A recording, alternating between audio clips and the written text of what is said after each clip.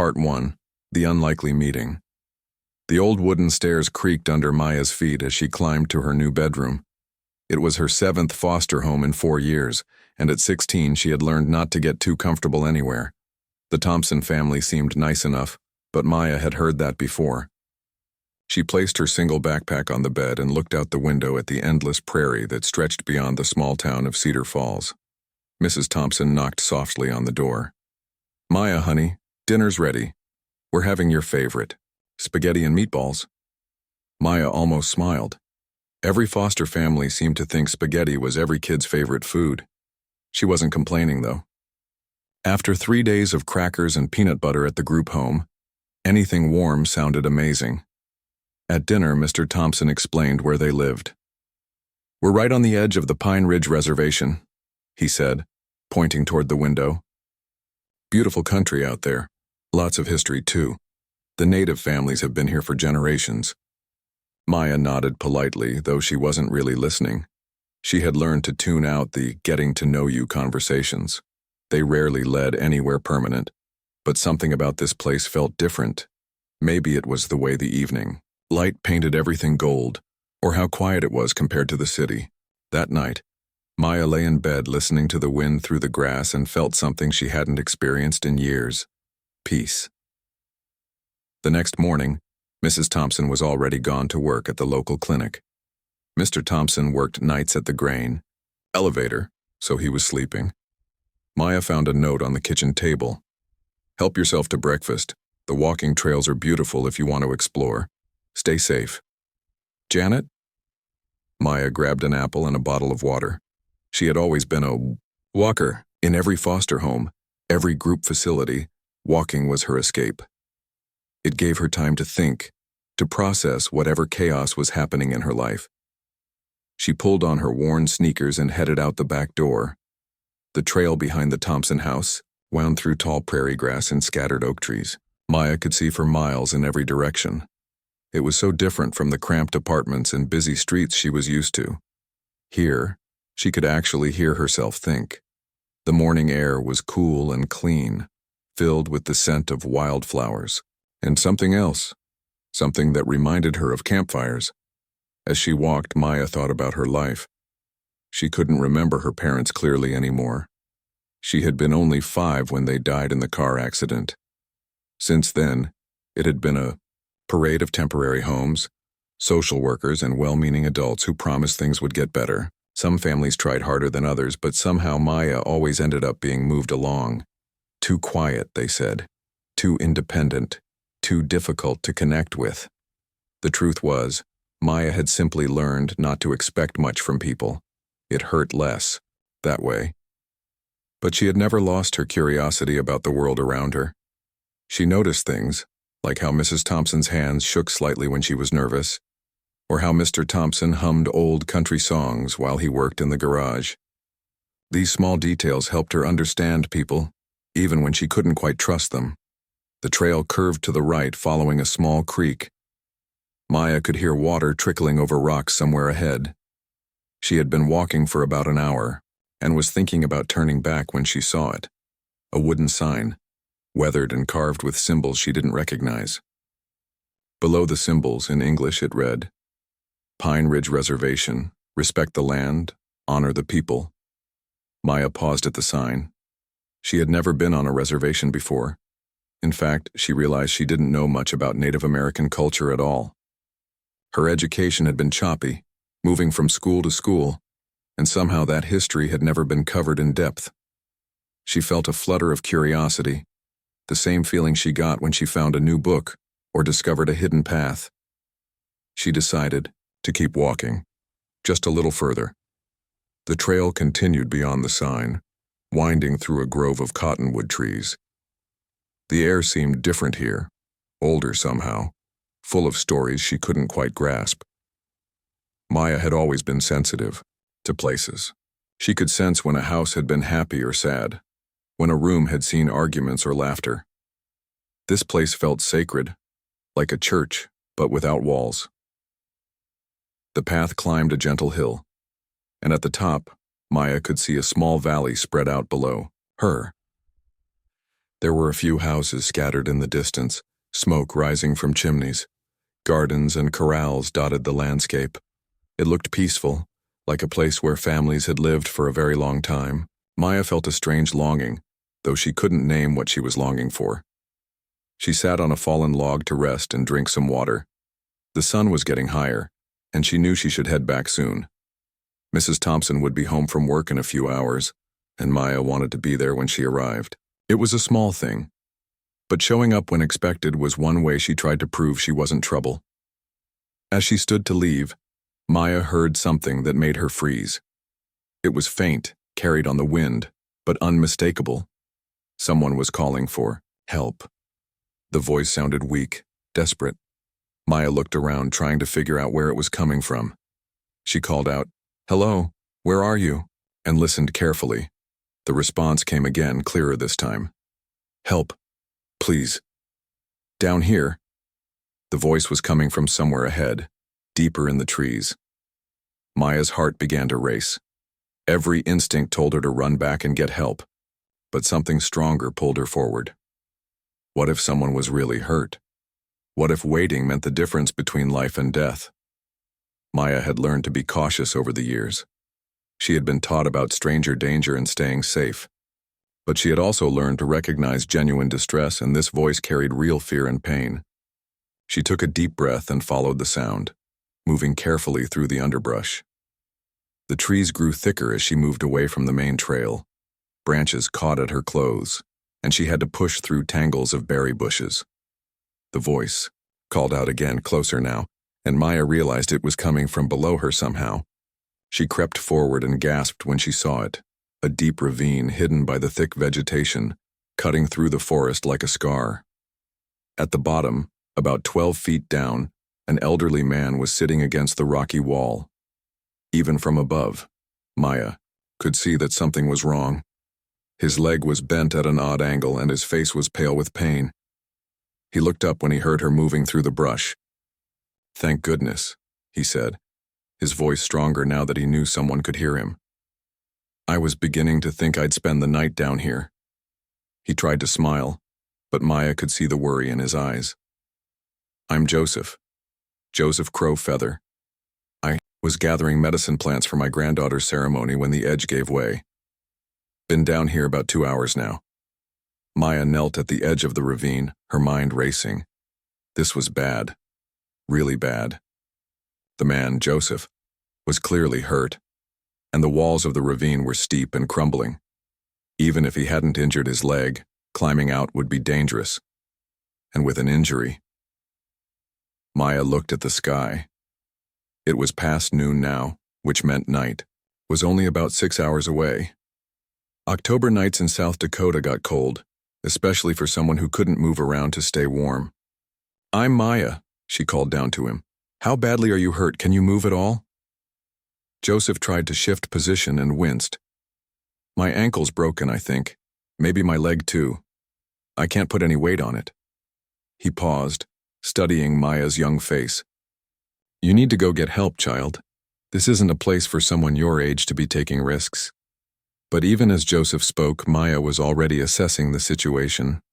She had always been good at solving problems, probably because she'd had to solve so many of her own over the years. The ravine wasn't impossibly deep, but it was steep. The rocks looked loose and dangerous. Joseph was right that she should get help, but help was at least an hour away, probably more. By the time she found someone and led them back here, it would be late afternoon. Maya made a decision that would change both their lives forever. "I'm coming down," she called to Joseph. "We'll figure this out together." And before the old man could protest, she was already looking for the safest way. Down into the ravine, her mind focused on only one thing: helping a stranger who needed her more than anyone ever had before. Part 2, The Rescue. "Wait, child, don't come down here." Joseph's voice carried real alarm now. "The rocks are loose, that's how I fell in the first place. You'll just get hurt too." But Maya was already studying the ravine wall, looking for handholds and solid footing. Years of moving from place to place had taught her to be careful, but they had also taught her to be resourceful. She had spent time in rural foster homes where climbing trees and exploring old barns was the only entertainment. She had learned to read rocks and roots to test her weight carefully before committing to a move. "I'll be careful," she called down, "but I'm not leaving you here alone." Maya found a thick root that seemed solid and used it to lower herself down the first few feet. The rock face was crumbly, but there were enough handholds to make progress. She moved slowly, testing each step, talking to Joseph as she descended. "I'm Maya Thompson. Well, Maya's my first name. Thompson is just my current last name. I'm staying with a foster family about an hour's walk from here." She paused to find her next foothold. "What were you saying about gathering medicine plants?" "That sounds interesting." Joseph watched her careful descent with a mixture of admiration and worry. "You shouldn't be telling a stranger about being in foster care, child. And you definitely shouldn't be risking your safety for an old man you just met." But his voice was gentler now. He could see that Maya knew what she was doing, and her calm manner was actually helping him feel less panicked. "I've been alone most of my life," Maya said simply, now about halfway down the wall. "I know how scary that can be. Nobody should have to be alone when they're hurt." She found a ledge wide enough for both feet and paused to catch her breath. "Besides, my foster dad taught me some basic first aid. Maybe I can help with your leg." When Maya finally reached the bottom of the ravine, she immediately went to Joseph's side. Up close, she could see he was in more pain than he had let on. His face was gray and there was sweat on his forehead despite the cool air. His left leg was definitely broken. She could see where his ankle was swelling inside his boot. "Okay," Maya said, trying to sound more confident than she felt.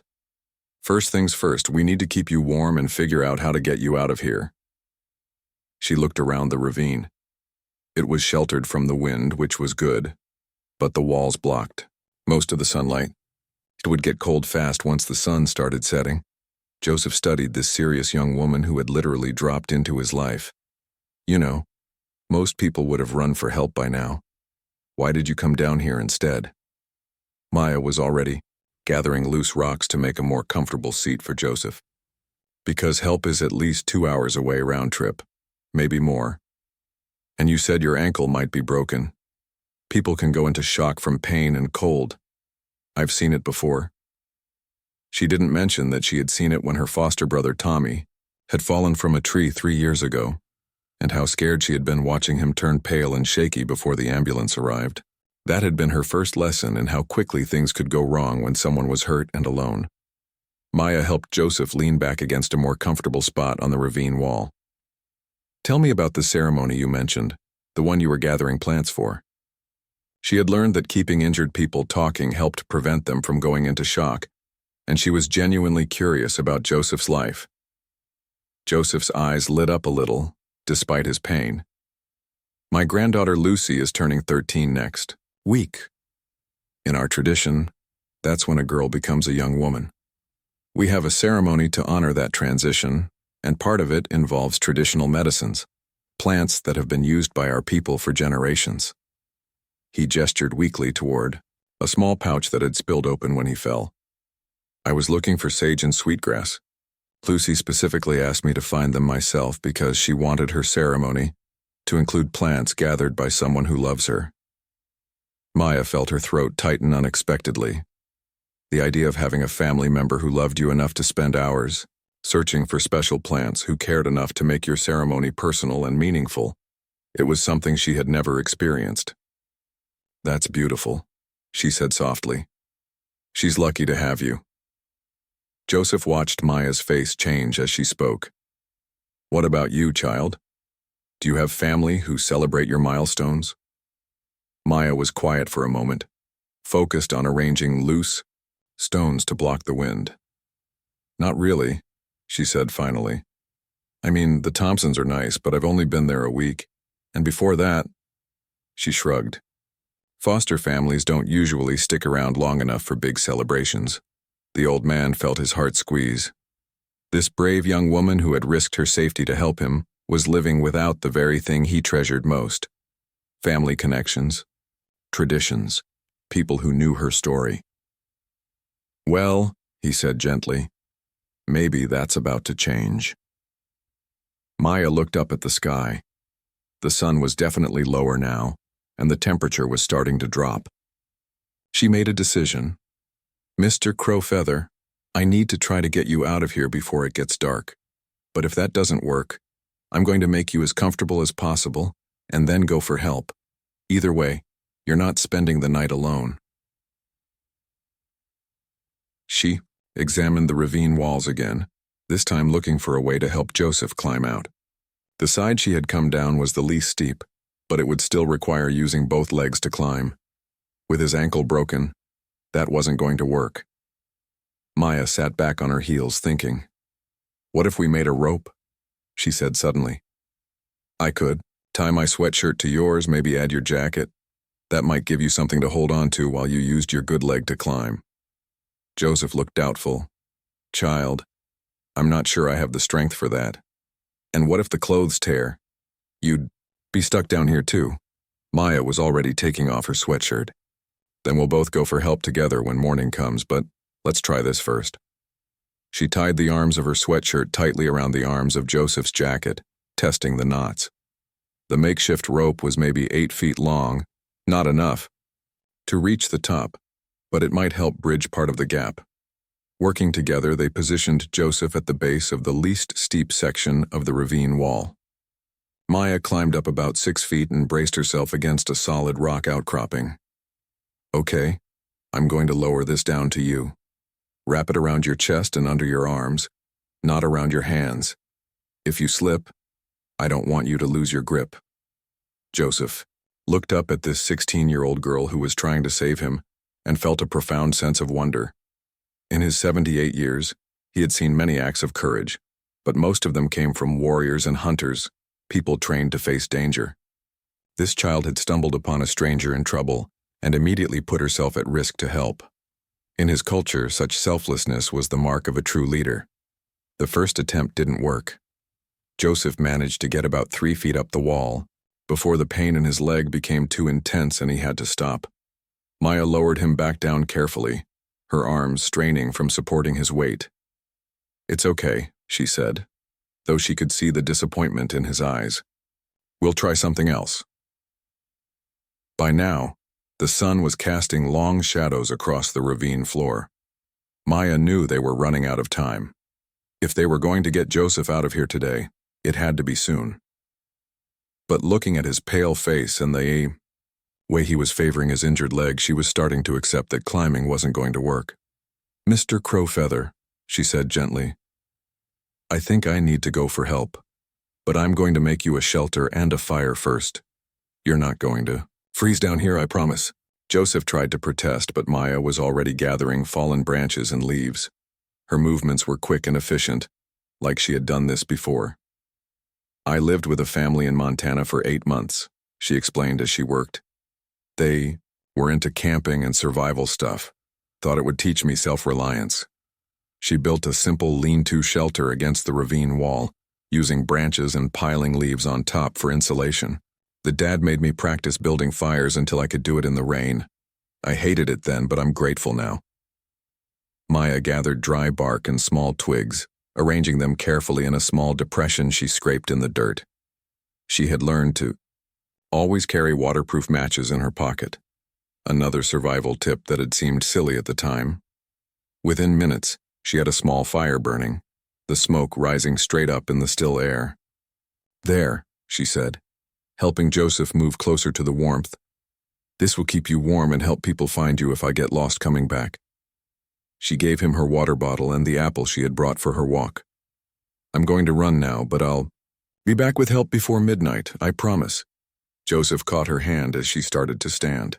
Maya, he said softly, you've already saved my life just by staying with me this long. Whatever happens next, I want you to know. You have the heart of a warrior. My people have a word for what you've shown me today. We call it Wachakia. It means helping others even when it costs you something. You barely know me, but you've given me your warmth, your food, your safety. That's not something I'll ever forget. Maya felt tears prick her eyes, but she blinked them back. I'll be back, she said simply. And then she was climbing the ravine wall again, this time in growing darkness, racing against time to save a man who was quickly becoming much more than a stranger. Part 3. Against all odds, Maya's lungs burned as she ran through the darkness. What had been a pleasant morning walk was now a desperate race against time. The temperature was dropping fast, and she could hear the wind picking up. Every few minutes, she stopped to listen for Joseph's voice, but the ravine was too far behind her now. She had been running for what felt like hours, though it was probably only 30 minutes. The trail that had seemed so clear in daylight was now full of shadows and confusing turns. Maya tried to remember landmarks from her morning walk, but everything looked different in the moonlight. Her heart hammered with a terrible thought. What if she got lost? Joseph was counting on her, and she was his only hope. Finally, she saw lights ahead, not the warm glow of house windows, but the harsh white of a security light. As she got closer, Maya could make out a small house with a pickup truck parked outside. A dog began barking as she approached, and she saw curtains move in one of the windows. Maya ran up to the front door and pounded on it with both fists. "Help, please help me! There's a man trapped in the forest!" Her voice was hoarse from running and shouting. The door opened cautiously, revealing a man in his 50s with graying hair pulled back in a ponytail. Behind him stood a woman about the same age, both looking concerned and confused. "What's wrong, honey?" the woman asked, immediately moving to put a motherly arm around Maya's shaking shoulders. "Come inside and catch your breath." But Maya shook her head frantically. "No, there's no time. There's an elderly man trapped in a ravine about 2 miles from here. He's hurt bad. I think his leg is broken. His name is Joseph. Joseph Crow Feather." The man and woman exchanged a shocked look. "Joseph Crow Feather?" the man repeated. "Did you say Joseph Crow Feather?" When Maya nodded, the woman's hand flew to her mouth. "Oh my God, Robert, that's your father. He didn't come home for dinner and we were starting to worry." Maya felt relief flood through her, followed immediately by renewed urgency. "You're his family? Thank goodness. He's been down there for hours and it's getting so cold. I left him with a fire, but..." She was speaking so fast the words tumbled over each other. Robert was already reaching for his coat and boots. "Helen, call the tribal police and ask them to get an ambulance out here. Tell them we have an elder trapped in the forest with possible broken bones." He turned to Maya. "Can you lead us back to him? Do you remember the way?" Maya nodded, though privately she wasn't completely sure. Everything looked so different in the dark. "I think so. I tried to remember landmarks, but..." Helen was already on the phone, speaking rapidly. When she hung up, she grabbed a heavy jacket and a flashlight. "They're sending help, but it'll take them at least 45 minutes to get here from town. We need to go now." Within minutes, they were in Robert's pickup truck, bouncing along a dirt road that ran parallel to the hiking trail. Maya sat in the front seat, straining to see through the windshield, trying to recognize anything that would tell her they were going the right direction. "I walked from the Thompson place this morning," she explained. "There was a sign marking the reservation boundary, and then the trail curved toward a creek." Robert nodded. "I know the area you're talking about. There are some old hunting paths through there, and the ground is pretty unstable in spots. Dad knows that area well. He's been gathering plants there for 40 years. Something bad must have happened for him to fall." As they drove, Helen peppered Maya with questions. How had she found Joseph? Why had she climbed down into the ravine? How had she known to build a fire? With each answer, Helen's amazement grew. "Honey, you saved his life. You know that, don't you? If he had spent the night out there alone in this cold..." She didn't finish the sentence. Maya felt tears threatening again. "I just did what anyone would do. I couldn't leave him there." Robert caught her eye in the rearview mirror. "No, Maya, not everyone would have done what you did. Most people would have run for help immediately. You stayed with him, kept him warm, kept him company. That took real courage." They reached the end of the drivable road and grabbed flashlights and blankets from the truck. "The trail starts just over that ridge," Robert said, pointing into the darkness. "How far did you walk before you found him?" Maya tried to calculate. "Maybe a mile past the reservation sign? I had been walking for about an hour when I heard him calling for help." The three of them set off into the forest, their flashlight beams dancing across the trail. Maya recognized the creek when they crossed it, and the big cottonwood tree that marked the steeper part of the path. Her confidence grew as familiar landmarks appeared in the light. "It's not much further," she said, "just past that hill up ahead." But as they climbed the hill, Maya began to worry. What if the fire had gone out? What if Joseph had gotten worse? What if they couldn't find the exact spot in the darkness? The ravine had been hidden by thick brush. It would be easy to walk right past it. She began calling out, "Joseph, Mr. Crowfeather, we're coming." At first there was no response, just the sound of wind in the trees. Maya's heart sank. Then faintly they heard it, a weak voice calling back, "Here, over here." The sound was coming from somewhere to their left, off the main trail. Maya felt tears of relief as she recognized Joseph's voice. They pushed through the undergrowth, following the sound, and suddenly there it was, the ravine with a small glow of firelight visible at the bottom. "Dad!" Robert called down. "Are you okay? We're here to get you out." Joseph's voice floated up, stronger now that help had arrived. "Robert? Is that you, son? I'm all right, thanks to this brave young woman who wouldn't leave me alone down here." Maya could see Joseph's face in the firelight, and he was smiling despite his obvious pain. The fire was still burning steadily, and he looked warmer than when she had left him. Helen was already on her radio, calling the tribal police with their exact location. "They'll be here in 20 minutes, she reported. "They're bringing ropes and a stretcher." She shone her flashlight down into the ravine, taking in the shelter Maya had built, the carefully maintained fire, the way Joseph was positioned safely away from the crumbling walls. "Maya," she called down to Joseph, "this girl has been taking care of you like a professional rescue worker. She's remarkable." Joseph's eyes found Maya in the group above him. "She's more than remarkable. She's got the soul of a healer and the courage of a warrior. I don't know what I did to deserve such an angel dropping out of the sky." While they waited for the official rescue team, Robert and Helen worked on securing ropes to stable trees, preparing to help get Joseph out of the ravine. Maya sat at the edge talking to Joseph, making sure he stayed awake and alert. She told him about her morning walk, about how peaceful she had found the reservation land, about how she had never expected her life to intersect with anyone else's in such a dramatic way. "You know," Joseph said thoughtfully, "in our culture we believe that people come into our lives when we need them most. Sometimes as teachers, sometimes as students, sometimes as healers. I was gathering plants for my granddaughter's ceremony, thinking about how to help her transition into womanhood with strength and courage, and then you appeared, showing me exactly what those qualities look like in action." 20 minutes later, they heard vehicles approaching through the forest. The tribal police arrived with paramedics, followed closely by a volunteer fire department rescue team. Maya watched in amazement as the professionals took over, setting up a complex rope and pulley system to safely extract Joseph from the ravine. As Joseph was carefully lifted out on a rescue stretcher, he insisted on stopping next to Maya. Despite his pain and exhaustion, he reached for her hand. "Maya," he said seriously, "you gave me your warmth, your food, your safety, and your company when I needed them most. In my culture, that creates a bond that doesn't break. You're not a stranger anymore. You're family." The paramedics were loading Joseph into the ambulance when Helen approached Maya. "Honey, how are you getting home? The Thompson place is pretty far from here." Maya suddenly realized she had been so focused on getting help that she hadn't thought about the return journey. It had to be nearly midnight, and she was exhausted.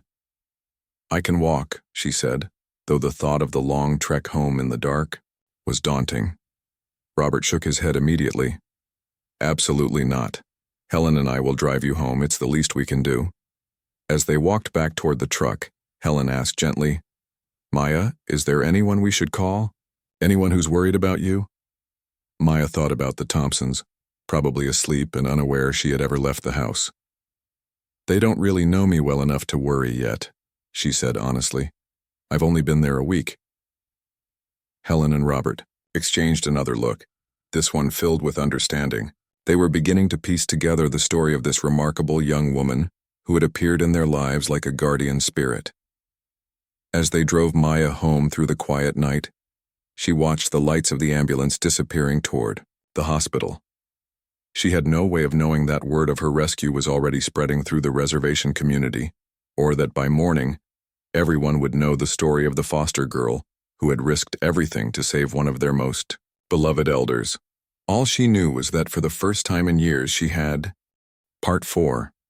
The recovery and revelation. Maya woke up the next morning to the sound of voices in the kitchen downstairs. She checked her alarm clock, 9:30 a.m. She had slept deeper than she had in months, exhausted from the previous night's adventure. The voices grew louder, and she recognized Mrs. Thompson's concerned tone mixed with unfamiliar voices. When she came downstairs, still in her pajamas, Maya found the kitchen full of people. Mrs. Thompson was at the stove making coffee while Mr. Thompson sat at the table with Robert and Helen, along with two other people Maya didn't recognize. An elderly woman with long gray braids and a younger man wearing a jacket with Pine Ridge Tribal Police embroidered on it. Maya, Mrs. Thompson rushed over to her. Honey, why didn't you tell us where you were going yesterday? When I came home and found that note saying you'd be back late, I was worried sick. And then these folks showed up this morning with the most incredible story. She trailed off, looking confused and amazed at the same time. Officer Daniel White Eagle stood up and extended his hand to Maya. Miss Maya, I'm Officer White Eagle with the Tribal Police. I was part of the response team last night. I wanted to meet the young woman who saved Joseph Crowfeather's life. Maya shook his hand, feeling suddenly shy with all these adults staring at her. I just did what anyone would do, she said quietly. The elderly woman with the braids stepped forward. Child, I'm Agnes Crowfeather, Joseph's sister. I've heard the whole story from Robert and Helen, and I can tell you, not everyone would have done what you did. Most people would have run for help and left him alone in that cold ravine. You stayed with him, kept him warm, built him a shelter. You probably saved his life. Maya felt overwhelmed by all the attention. She had never been comfortable being the center of focus, and having this many adults praising her made her nervous. How is he doing? Is he okay? She asked, genuinely concerned. The trauma of the night before seemed less important than knowing Joseph was recovering. He's going to be fine, Robert said with a smile. His ankle was broken, just like you thought, and he had mild hypothermia. But the doctor said if you hadn't kept him warm and gotten help when you did, it could have been much worse. He's asking to see you, actually. He keeps telling everyone about the brave foster girl who wouldn't abandon him. Mrs. Thompson poured Maya a glass of orange juice and sat down beside her. Maya, honey, I had no idea you knew so much about first aid and survival skills. Where did you learn all that? Maya explained about her various foster placements, the families who had taught her different skills, the way she had absorbed knowledge from each new environment. I guess I never really thought about it as special, Maya said. When you move around a lot, you pick up whatever might be useful. The fire building, the basic first aid, even the rock climbing. It was just stuff I learned along the way. Agnes leaned forward, studying Maya's face with keen eyes. Child, what you learned is impressive, but what you did with it, that comes from the heart. That comes from character. Officer White Eagle opened a small notebook. Maya, I need to get an official statement from you for our report, but I also want you to know what you did last night is being talked about all over the reservation. Word spreads fast in our community, and everyone knows about the foster girl who saved Joseph Crowfeather. As Maya told her story again, this time for the official record, she noticed how the adults reacted to different parts. When she described climbing down into the ravine, Mrs. Thompson gasped and covered her mouth. When she explained about building the fire and shelter, Agnes nodded approvingly.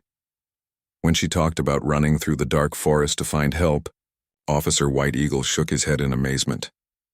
What I don't understand, Mr. Thompson said when Maya finished, is why you didn't come get us first. We would have helped you call for emergency services. Maya was quiet for a moment, trying to find words for something she had never really examined before. I guess I've learned not to expect help from adults. Not because you're bad people, she added quickly, seeing Mrs. Thompson's hurt expression. But because I've been disappointed before, it seemed faster to just handle it myself. The room fell silent. Agnes was the first to speak. Child, that's a heavy burden for someone your age to carry. Always being the one who has to solve problems, never feeling like you can count on others to be there for you. Maya nodded, surprised by how accurately the older woman had understood her feelings. But here's what I want you to understand, Agnes continued. What happened last night wasn't just about you being self-reliant. You could have gotten help and left Joseph alone. Instead, you stayed with him. You gave him your warmth, your food, your company. You made sure he wasn't afraid. That's not self-reliance, that's compassion. That's love in action. Robert cleared his throat. Maya, my father wants to thank you properly. In our culture, when someone saves a life, especially the life of an elder, that creates a sacred bond. Dad has asked the tribal council to meet today to discuss how to honor what you've done. Maya looked confused. Honor what I did? But I didn't do anything that special. I just stayed with him.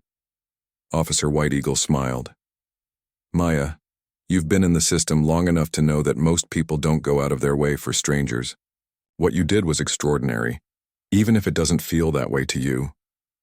Joseph Crow Feather is one of our most respected elders. He's a medicine man, a keeper of traditional knowledge, a grandfather and great-grandfather to dozens of families. He's irreplaceable to our community. Helen had been quiet during most of the conversation, but now she spoke up. Maya, can I ask you something personal? What's it been like for you moving from home to home? Do you ever feel like you belong anywhere? Maya considered the question carefully. I've learned not to get too attached to places or people. It hurts less when you have to leave. But sometimes... She paused, remembering her peaceful morning walk, the sense of rightness she had felt on the reservation land. Sometimes I wonder what it would feel like to have a place where people knew my whole story and still wanted me around. Agnes reached across the table and took Maya's hand in her weathered ones. Child, yesterday you became part of our story, and we became part of yours. That's not something that changes just because you might move to another foster home. Mrs. Thompson was wiping tears from her eyes. Maya, I had no idea you felt so unsettled here. Jim and I were hoping, well, we were hoping you might want to stay with us permanently. We were going to talk to your social worker about adoption. Maya's eyes widened in shock. Really? You want to adopt me? But you barely know me. We know enough, Mr. Thompson said firmly. We know you're brave, resourceful, kind, and incredibly mature for your age. We know you care about others and you don't give up when things get difficult. Those are the qualities we want in a daughter. Maya felt a flutter of hope mixed with familiar caution. She had heard promises before that didn't work out. Agnes squeezed Maya's hand gently. Whether you stay here with the Thompsons or end up somewhere else, you need to know something. You have a place with our people now. What you did for Joseph created a bond that doesn't break. In our tradition, you're not a stranger anymore, you're family. Officer White Eagle closed his notebook and stood up. Maya, I need to head back to the station, but I want to leave you with something to think about. Our community has been talking about you since word got out about the rescue. Not just about what you did, but about who you are. People are saying that someone with your heart and your courage shouldn't be bouncing from home to home, never feeling settled. They're saying our community has room for someone like you. After the visitors left, Maya sat in the quiet kitchen with the Thompsons, trying to process everything that had happened in the last 24 hours. One day ago, she had been just another foster kid taking a solitary walk. Now apparently she was being talked about throughout an entire community, being considered for adoption and being invited to become part of a culture she barely understood. Maya, Mrs. Thompson said softly, whatever happens next, I want you to know that Jim and I are proud of what you did, and we're honored that you trusted us enough to come home to us afterwards. Maya looked at this kind woman who was offering her something she had dreamed of but never quite believed could happen. A real home, with people who knew her story and still wanted her. That afternoon, Maya's social worker called to check on her after hearing about the rescue from the police report. Maya, I've been working with foster children for 15 years, and I've never had a case quite like this. The tribal police called our office to commend you, and apparently the whole reservation is talking about what you did. How are you feeling about all this attention? Maya thought about the question. Overwhelmed, I guess, but also, I don't know how to explain it. For the first time in my life, I feel like I did something that really mattered. Not just to me, but to other people. It feels good, but it also feels scary. What if they expect me to be some kind of hero all the time? Her social worker laughed gently. Maya, heroes aren't people who do extraordinary things every day. Heroes are ordinary, people who do the right thing when it really matters. And that's exactly what you did. You saw. Part 5. The tribe's incredible reaction. Maya woke up the next morning to the sound of cars pulling into the Thompson driveway. She looked out her bedroom window and saw several vehicles parked outside, including what looked like a news van. Her stomach dropped. She had been hoping the attention from yesterday would die down, not get bigger. Mrs. Thompson knocked on her door. Maya, honey, there are some people here to see you. The tribal council chairman wants to speak with you and, she paused. There's a reporter from the local news station. You don't have to talk to anyone if you don't want to, but they seem pretty insistent about meeting you. Maya got dressed quickly and came downstairs to find the living room full of people. Robert and Helen were there, along with Agnes and several other elderly Native Americans she didn't recognize. A man in a suit was setting up a camera, while a woman with a microphone checked her notes. Maya felt overwhelmed and slightly panicked by all the attention. A distinguished-looking man with silver hair and traditional beaded jewelry stepped forward. Maya, I'm Chairman Benjamin Redcloud of the Pine Ridge Tribal Council. We've come here this morning because our community has been talking about nothing but your rescue of Joseph Crowfeather. We'd like to speak with you about what happened and about what our people would like to do to thank you. The reporter, a young woman with blonde hair, approached with her microphone. Maya, I'm Jennifer Hayes from Channel 7 News. We'd love to hear your story about the rescue. Our viewers are fascinated by what you did. Maya looked around the room at all the expectant faces and felt her usual instinct to retreat and stay quiet. But something about Chairman Redcloud's kind eyes made her feel safe. I'm not really comfortable being on TV, Maya said quietly.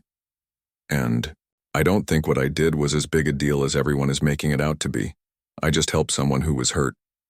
Agnes smiled from her seat on the couch. Child, that's exactly why you're so special. You don't even realize how extraordinary you are. Chairman Redcloud nodded to the reporter. Ms. Hayes, we appreciate your interest in this story, but we'd like to speak with Maya privately first, if that's all right. This is a family matter for our community. The reporter looked disappointed but packed up her equipment. Could we perhaps schedule an interview for later? This story would mean a lot to our viewers. Maya shook her head. I really don't want to be on TV. I'm sorry. She felt bad disappointing the reporter, but the thought of having her story broadcast to strangers made her uncomfortable. After the news crew left, the room felt less tense and Maya was able to relax a little. Chairman Redcloud sat down across from Maya. I want to tell you something that might surprise you. Yesterday morning, before anyone knew about your rescue, our tribal council had a regular meeting scheduled. We were discussing the usual business, budget issues, road repairs, school programs. But when word came in about what you had done for Joseph, everything changed. He paused, studying Maya's face. We adjourned our regular meeting and called an emergency session. Not because there was a crisis, but because something wonderful had happened. One of our most respected elders had been saved by a young woman who didn't even know him, who risked her own safety without thinking twice about it. Agnes leaned forward. Maya, in our culture, we have traditions about how to honor people who show exceptional courage and compassion.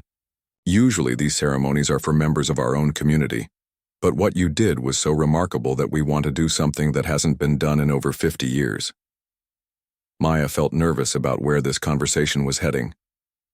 What kind of ceremony? She asked cautiously. She had never been part of any cultural traditions, and the idea both intrigued and frightened her. What if she did something wrong? What if she didn't understand what was expected of her? Chairman Red Cloud smiled. We want to adopt you into our tribe as an honorary daughter. We want to give you a Lakota name that reflects your courage and compassion. And we want to make sure you know that no matter where life takes you, you will always have a family and a home with our people. Maya stared at him, unable to process what she was hearing. You want to adopt me? Into the whole tribe? But why? I'm not Native American. I don't know anything about your culture or traditions. Helen spoke up from across the room. Maya, that's exactly the point. You didn't help Joseph because you understood our culture. You helped him because you have the values our culture treasures. Most courage, compassion, putting others before yourself. Agnes nodded. We've been watching you since the rescue, child. The way you talk about your life, always moving from place to place, never feeling like you truly belong anywhere. That breaks our hearts. We want to give you something that can't be taken away, even if you have to move again. We want to give you an identity, a heritage, a spiritual home. Maya felt tears starting in her eyes. But I don't deserve something that important. I'm just a foster kid who happened to be in the right place at the right time. Chairman Red Cloud shook his head firmly. Maya, you're not understanding what we're trying to tell you. Character isn't about where you come from or what family you were born into. Character is about the choices you make when no one is watching, when there's nothing in it for you, when helping someone else cost you something. Robert had been quiet during most of the conversation, but now he spoke up. Maya, can I tell you what my father said about you when I visited him at the hospital yesterday? Maya nodded, curious. He said you were the first person in years who treated him like he was valuable just for being human. Not because he was an elder, not because he had wisdom or knowledge to share, but simply because he was a person who needed help. He said that when you climbed down into that ravine, you didn't ask him who he was or what he could do for you in return. You didn't hesitate because he was a stranger or because helping him was dangerous. You just saw someone who was hurt and scared, and you decided his well-being was more important than your safety. Robert paused, his voice growing emotional. That's the kind of person our community wants to honor. Agnes stood up and walked over to a large bag she had brought with her. Maya, we've brought you something, even if you decide you don't want the formal adoption ceremony. We want you to have this. She pulled out a beautiful star quilt, intricately pieced in blues and whites, with delicate beadwork around the edges. This quilt was made by the women of our community working together, Agnes explained. Each woman contributed fabric from something meaningful to her, pieces of her children's baby clothes, fabric from her wedding dress, cloth from quilts made by her grandmother. It represents our whole community coming together to honor you, Maya. Reached out to touch the quilt, amazed by its beauty and the obvious love and work that had gone into creating it. It's the most beautiful thing I've ever seen, she whispered. But I can't accept something this valuable. You don't even really know me. Chairman Red Cloud sat down beside Maya. Let me tell you something about our community. We've faced a lot of challenges over the years: poverty, discrimination, young people leaving to find opportunities elsewhere. Sometimes it can feel like the world doesn't value what we have to offer. But then someone like you comes along and reminds us that the things we value most, courage, compassion, loyalty, putting family and community first, those things still matter. You don't just represent yourself, Maya. You represent hope. You represent the idea that character and goodness can show up anywhere, in anyone, regardless of their background. Our young people need to see that. They need to know that being a good person, making sacrificial choices, caring about others, these things are still heroic. Maya was quiet for a long time, holding a corner of the beautiful quilt and trying to process everything she was hearing. Finally, she looked up at Chairman Red Cloud. If I say yes to this adoption, what would that mean exactly? What would you expect from me? Agnes smiled. Child, we wouldn't expect anything from you except to keep being yourself. The adoption is about what we want to give you, not what we want to take from you. We want to give you a spiritual family, a cultural identity, a place where you always belong. Whether you live here or move somewhere else, whether you learn our language and traditions or never step foot on the reservation again, you would always be our daughter. Mrs. Thompson, who had been listening quietly from the kitchen doorway, stepped forward. Maya, I want you to know that Jim and I think this is wonderful.